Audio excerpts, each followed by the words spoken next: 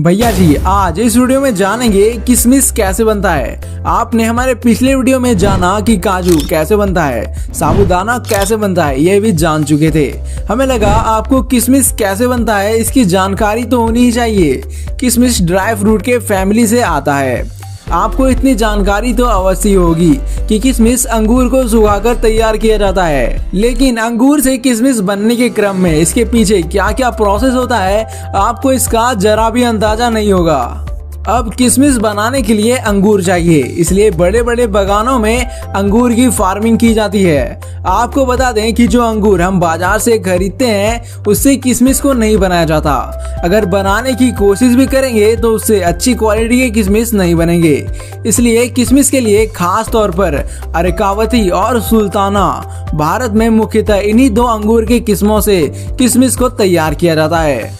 जब अंगूर की फसल अच्छे से तैयार हो जाती है उसके बाद बारी आती है हार्वेस्टिंग की, और ये काम केवल हमारे किसान भाई नहीं बल्कि हमारी किसान बहनें भी करती है। इन अंगूर की लतों में लगे पके हुए अंगूर को कुछ इस तरह कैंची की मदद से तोड़ लिया जाता है और ऐसे ही करके इन कैरेट्स में बहुत सारा अंगूर जमा कर लिया जाता है और फिर इन्हें गाड़ी पर लोड करके प्रोसेसिंग एरिया में लाया जाता है। यहाँ पर सबसे पहले तो इन किशमिश से भरे कैरेट्स को पोटेशियम कार्बोनेट और कार्बन डिपिंग ऑयल इन दोनों के मिश्रण में इसको डुबाकर 1 मिनट तक छोड़ा जाता है ताकि अंगूर के ऊपर जो भी बैक्टीरिया है वो खत्म हो सके और इससे अंगूर खराब नहीं होता है। इस केमिकल में डुबाने के कारण अंगूर सूखने के बाद भी उसका रंग अच्छा रहता है और ये अंगूर के सिकुड़ने और सूखने की प्रक्रिया भी तेज करता है। तो अब जब सारा अंगूर इस केमिकल से भीग चुका है, अब इन सभी अंगूर को सूखने के लिए इस प्रकार के जालीदार और हवादार सेट्स बनाए जाते हैं। इसमें ही इन अंगूर को फैलाकर रखा जाता है ताकि ये जल्दी से सूख सके और इनको डायरेक्ट धूप नहीं लगने दिया जाता है, इसलिए इन सेट्स को छायादार बनाया जाता है। अब 3 से 4 दिन तक सूखने के बाद एक बार फिर से पोटेशियम कार्बोनेट और कार्बन ऑयल का स्प्रे किया जाता है ताकि अंगूर का चमक बरकरार रहे।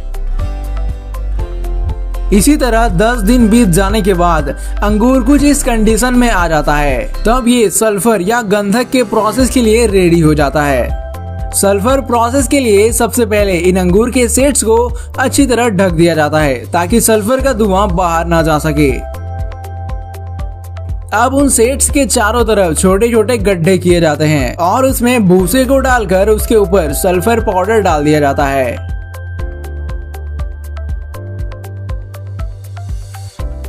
और फिर सल्फर को जलाने के लिए उसके ऊपर जलते हुए कोयले को रख दिया जाता है और रात भर सल्फर का धुआं अंगूरों पर लगता रहता है। इससे अंगूर तेजी से श्रिंक होने लगता है।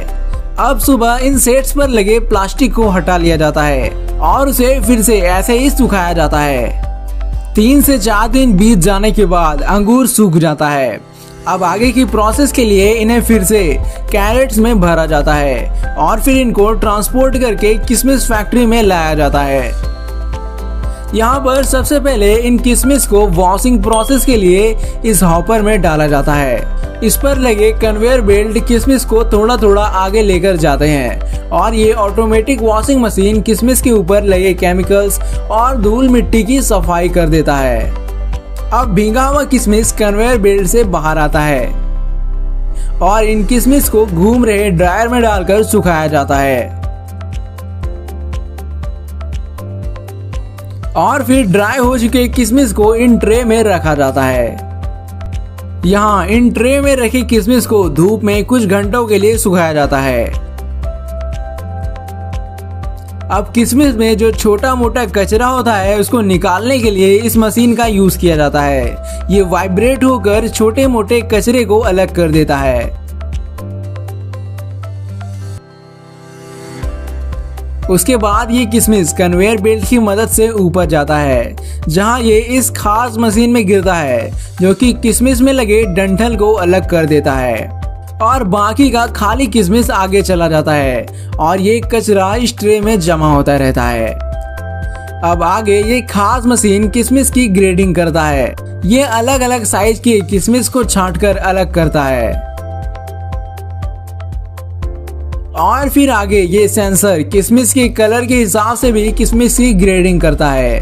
और जो सबसे बड़ा और अच्छा रंग वाला किशमिश होता है वो मार्केट में ऊंचे दाम पर बेचा जाता है। तो अब इन किशमिश को पैकिंग एरिया में भेजा जाता है, जहां पर इन किशमिश को अलग अलग क्वांटिटी के पैकेट्स में पैक कर दिया जाता है। तो अब आप समझ चुके होंगे कि अंगूर को किशमिश बनने में कितना सफर तय करना होता है। दोस्तों, हमें ये जानकारी इकट्ठा करने में बहुत मेहनत लगी है। उम्मीद करता हूँ आप वीडियो को लाइक जरूर करेंगे और अगली वीडियो आपको किस टॉपिक पर चाहिए हमें कमेंट में लिखकर जरूर बताएं, हम उस पर वीडियो जरूर बनाएंगे।